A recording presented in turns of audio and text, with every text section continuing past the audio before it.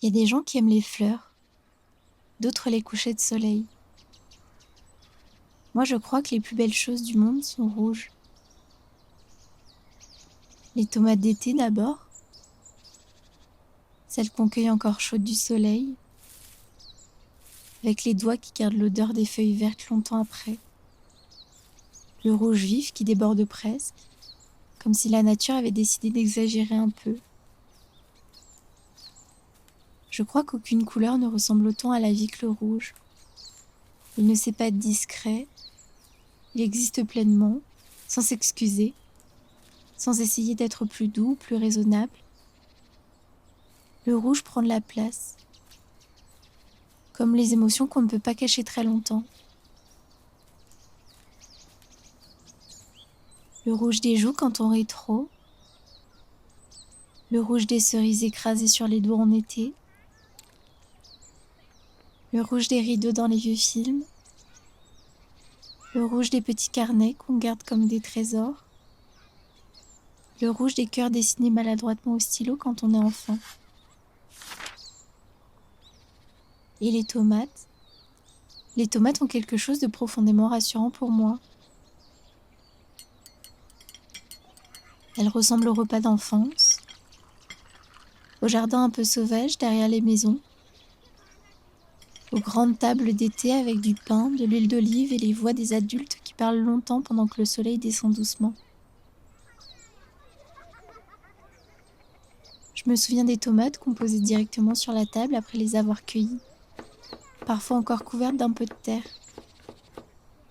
avec cette odeur verte et chaude qui appartenait seulement aux fins d'après-midi d'août. Et je crois que ce que j'aime le plus dans les tomates, c'est pas leur goût. C'est tout ce qu'elles transportent avec elles. Le soleil, l'été, les jardins, les cuisines vivantes, les mains des grands-parents, les repas qui duraient longtemps. Certaines choses deviennent des souvenirs avant même qu'on comprenne qu'on est en train de les vivre. Et pour moi, les tomates portent exactement cette sensation-là. Quelque chose de simple qu'on croyait éternel.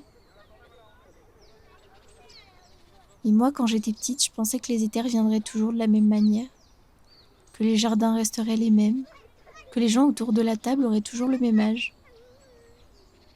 Mais aujourd'hui, je comprends que les plus belles choses sont souvent fragiles, justement parce qu'elles ne durent pas. Comme les tomates d'été, qui ne goûtent jamais pareil qu'en hiver. Comme les couchers de soleil, qui ne restent que quelques minutes. Et comme les souvenirs, qui deviennent parfois plus rouges encore avec le temps. Comme si la nostalgie a intensifié les couleurs. Je crois que certaines personnes traversent la vie en cherchant le calme, d'autres la douceur. Moi, je crois que j'ai toujours cherché les choses vivantes. Les choses qui battent fort, qui débordent un peu, qui laissent des traces sur les doigts et dans le cœur. Et peut-être que c'est pour ça que j'aime autant le rouge.